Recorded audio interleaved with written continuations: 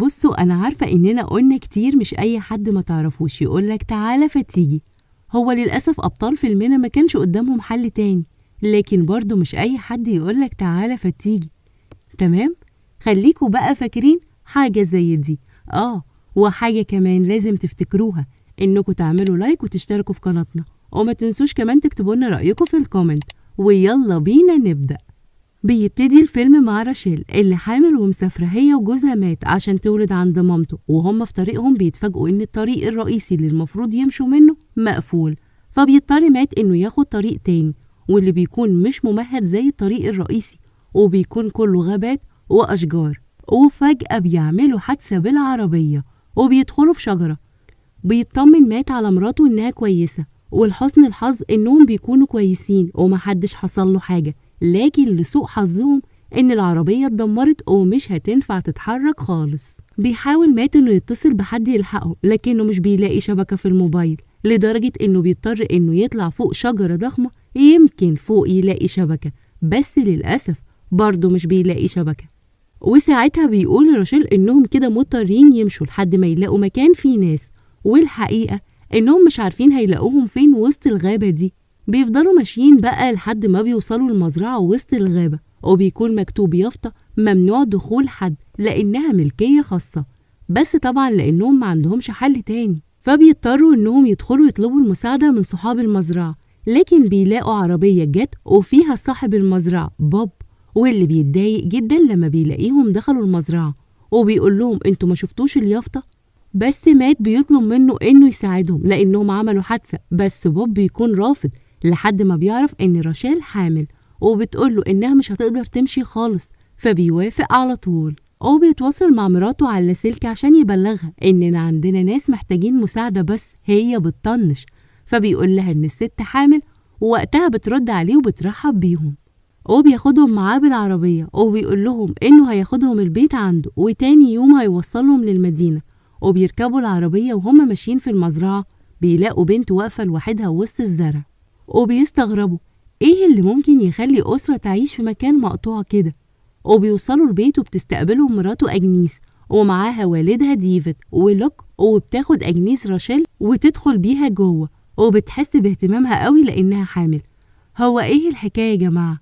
أنا كده بدأت أقلق.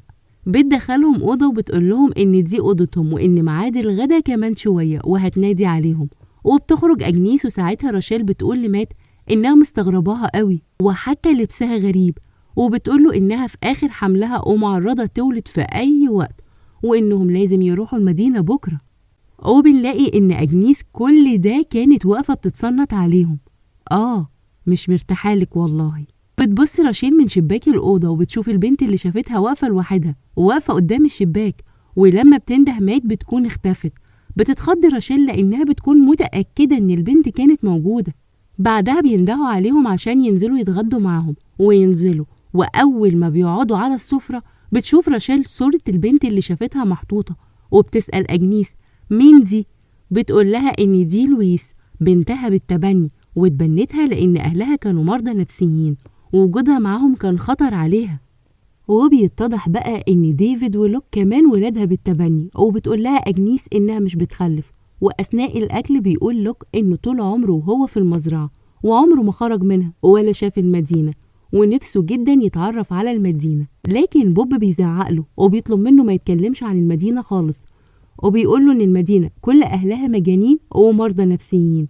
بعد الأكل بتطلع راشيل ومات الأوضة وبتقوله إننا لازم نمشي من هنا لأنها مش مرتاحة ومش مطمنة للناس دي، سواء من تصرفاتهم أو كلامهم، وخصوصا إنهم موافقوش يساعدوهم إلا بعد ما عرفوا إنها حامل، وبنتهم اللي شافتها ما قعدتش تاكل معاهم زي ديفيد ولوك. بس مات بيطمنها إنهم بكرة هيروحوا المدينة ومضطرين بس يباتوا النهاردة.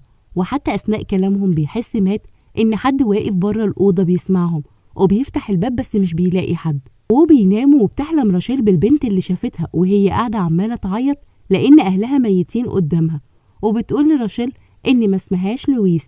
وفجأة بتصحى راشيل مفزوعة وبتقول لمات إن البنت اللي أجنيس قالت لهم إن اسمها لويس اسمها الحقيقي إلي، وأهلها اختفوا والبنت مخطوفة، وأكيد أجنيس وبوب هم اللي قتلوا أهلها وخطفوها، وإنهم أكيد هيقتلوهم هم كمان. وياخدوا ابنهم. وبتقوله راشيل إننا لازم نمشي بسرعة من هنا، بس مات بيحاول يهديها ويقول لها إن ده مجرد كابوس، بس هي بتكون مصرة تمشي. وفعلا بيقوموا بسرعة وبينزلوا عشان يمشوا، بس بيتفاجئوا إن الباب مقفول بالمفتاح. وبيشوف مات المفتاح وبياخده عشان يفتح، لكن المفتاح بيقع من إيده. وبيسمعهم بوب ويحس إنهم ناويين يهربوا، وساعتها بيشكروا مات على استضافتهم وإنهم لازم يمشوا. وبيفتح مات بسرعة الباب، لكن أول ما بيخرجوا بيلاقوا ديفيد ولوك واقفين بالسلاح وبيطلبوا منهم يدخلوا أحسن لهم. بس راشيل بتقول لهم إنها بعتت رسالة لأهلهم وقالت لهم على مكانهم بالظبط فين. وقبل ما بيخلصوا كلام بيضربوا مات على دماغه وبيغمى عليه. ومش بيكتفوا بكده، لا ده كمان بيضربوه بحقنة عشان يضمنوا إنه متخدر. ولما بتحاول راشيل تضربهم وتدافع عن جوزها بيضربها بوب وبيغمى عليها هي كمان. وأول ما راشيل بتفوق بتلاقي نفسها مربوطة بحديد في السرير، وبتقول لها أجنيس إنها مضطرة تسيبها عايشة بس لحد ما تولد وياخدوا الطفل وبعدها هيموتوها. بس راشيل بتنهار وبتفضل تنده بهستيريا على مات، بس أجنيس بتقول لها إنهم قتلوه وما تتعبش نفسها وتنده عليه. في الوقت ده بيكون مات لسه عايش، لكن ديفيد ولوك بيحفروا حفرة عشان يدفنوه فيها.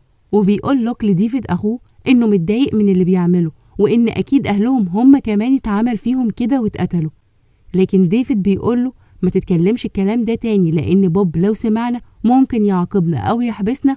وبيقلعوا مات هدومه ويدفنوه في تابوت ويرموا معاه الولاعة بتاعته. طب يا ترى قاصدين عشان يخلوه يساعد نفسه ويبقى ملهمش دعوة، ولا ده غباء مش أكتر؟ بعدها بتبدأ راشيل تجيلها الآلام بتاعة الولادة، وبتحاول أجنيس إنها تساعدها لحد ما بتولد. وهنا بتكون المفاجأة، بيتفاجئوا إن المولود بنت مش ولد، وبيقولوا لها إنهم كانوا عايزين ولد مش بنت، وعشان هم مش بيربوا بنات فهيقتلوا الطفلة. ولما بيخرجوا من الأوضة بتحاول راشيل إنها تفك نفسها وبتنجح في ده فعلا، وبتاخد الصليب اللي متعلق وتخبيه جنبها تحت الغطا. بعدها بتدخل عليها أجنيس وبتقول لها إنها رجعت في كلامها وقررت تربي الطفلة وما تقتلهاش. وفجأة بتقوم راشيل ضربها على دماغها بالصليب، لكن لسوء حظها إنها مش بتلحق تهرب وبيجوا كلهم ويكتفوها تاني. وبتفضل تصرخ فيهم راشيل وتسألهم ليه بيعملوا فيها كده، وإنها ولا تعرفهم ولا أذتهم. فبتقول لها أجنيس إنهم متدينين وإنها بتربي الأطفال عشان تطهرهم من الحياة اللي كلها فجور وفسق، وإنهم بيعملوا خير في الأطفال دي. بس راشيل بتحاول تأثر على ديفيد ولوك وتقول لهم إن القتل محرم في الكتاب المقدس، وإن العيلة دي لو كانوا متدينين بجد ما كانوش قتلوا أهلهم، ومش بعيد زي ما قتلوا أهلهم يقتلوهم هم كمان. فبتكتم أجنيس بقها وبتطلب منهم ينقلوها للمخزن، لأنها مش هتموتها دلوقتي عشان ترضع بنتها، وإنها مضطرة تخليها بس لحد أول ما تخلص فترة السنتين الرضاعة، وبعد كده هتقتلها وتخلص منها. مات بيفوق وبيلاقي جنبه الولاعة بتاعته وبينور لنفسه بيها، وبيكتشف إنه جوه تابوت، لكنه بيلاقي إن في شروخ في التابوت وبيحاول إنه يكسرها لحد ما بينجح إنه يكسر التابوت ويخرج منه. في الوقت ده راشيل بتكون مربوطة بسلاسل حديد وبتحاول تفك نفسها وتفضل تشد في السلاسل اللي ماسكة في الحيطة، بس بتكون متينة جدا ومش بتتفك. بتيأس راشيل وتفضل تصرخ وتعيط. بعدها بتتفاجئ بالبنت اللي جايبها لها وبتحس إنها عايزة تساعدها، فبتطلب منها راشيل إنها تساعدها تفك السلاسل، وبتقول لها إن بوب وأجنيس هما اللي قتلوا أهلها. فبتسيبها إلي وبتمشي من غير ما تساعدها. بنروح لمات اللي بيفضل ماشي في الغابة ومش بيلاقي أي حد يساعده لحد ما بيلاقي 2 قاعدين وفرشين الخيمة بتاعتهم، بس لما بيشوفوه بيفضلوا يتريقوا عليه. لكن مات بيقول لهم حكاية العيلة اللي خطفوه هو ومراته ودفنوه حي، وبيطلب منهم المساعدة، بس هم بيفتكروا إنه سكران وبيخرف. ولما بيطلب منهم تليفون علشان يتصل بحد يساعده بيتريقوا عليه وبيرفضوا يساعدوه. فبيتنرفز مات وبيضربهم ويربطهم في الشجر وبياخد منهم هدوم وحاجات، وبيقول لهم إنهم لو قالوا له يمشي إزاي للمزرعة هيساعدهم يفكوا نفسهم. وفعلا بيقولوا له وبيديهم سكينة عشان يفكوا بعض وبيجري. بيدخل ديفيد ولوك على أجنيس وهي معاها الطفلة، وبيقولوا لها إنهم مستعدين يخلفوا من راشيل عشان يجيبوا لها الولد اللي كان نفسها فيه.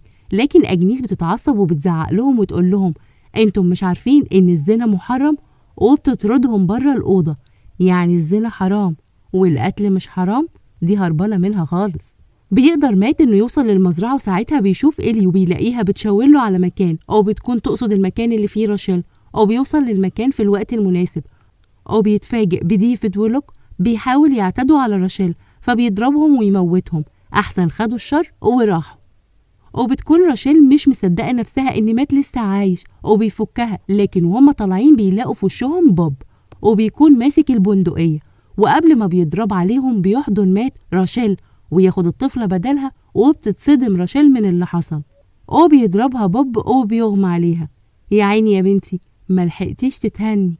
أول ما بتفوق بتكون مربوطة بالسلاسل، بس المرة دي مش لوحدها، بتكون إيلي هي كمان مربوطة معاها، وبتديلها حديدة زي المسمار الطويل كده عشان تفك نفسها. أجنيس بقى في الوقت ده بتكون مقعدة ولادها على كراسي السفرة وبتحاول تعالج جروحهم، وعقلها رافض يصدق إنهم ماتوا، لكن بوب بيدخل عليها ويقول لها إنهم لازم يدفنوهم لأنهم خلاص ماتوا، فبتنهار وتفضل تعيط.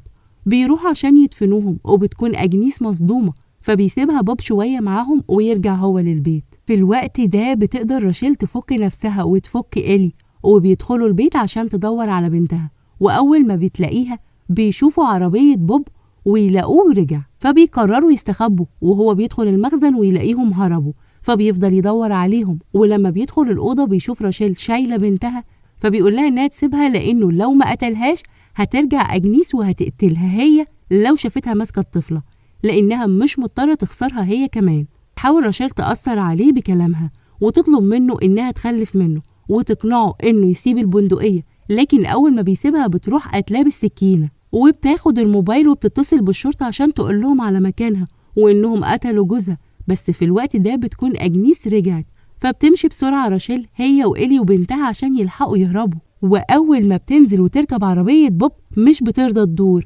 فبتسيب بنتها مع إيلي في العربية وتاخد البندقية وتقرر إنها لازم تقتل أجنيس. وهي رايحة ناحيتها بتضرب أجنيس عليها نار، فرجلها بتتصاب وبتقع، لكنها لما بتشوف أجنيس رايحة العربية بتمسكها وتمنعها وبتوقعها وتفضل تضرب دماغها لحد ما بتموت. يا ساتر أخيرا. وبتاخد بقى بنتها وإيلي وبتمشي، وبتلاقي الشرطة وصلت وهي بتحكي لهم على اللي حصل. بتلمح أجنيس ماسكة بندقية وعايزة تموتها، وبتطلع ما ماتتش، لكن لحسن الحظ الشرطة بتلاحظ وبيضربوها بالنار وبتموت. معلش بقى اتأكدوا المرة دي عشان الست دي كاوتش مش بتموت. وبتحكي راشيل للشرطة عن إيلي إنهم خطفوها هي كمان وقتلوا أهلها، لكن الصدمة هنا إنها بتتفاجئ إنهم مش شايفين إيلي، وهنا بنعرف إن إيلي أصلا ميتة، وإن شبحها هو اللي كان بيظهر لراشيل ومات عشان تساعدهم. وبتتصدم راشيل من موت جوزها وموت إيلي اللي كانت فاكرة إنها أنقذتها. وهنا بيخلص فيلمنا. لا استنوا، رايحين فين؟ ماشيين كده من غير ما تقولولنا رأيكم في الفيلم ولا تعملولنا لايك؟ ده اللي عجبه الفيلم يعني، واللي ما عجبوش يكتب لنا ايه اللي ما عجبوش فيه. ويلا سلام.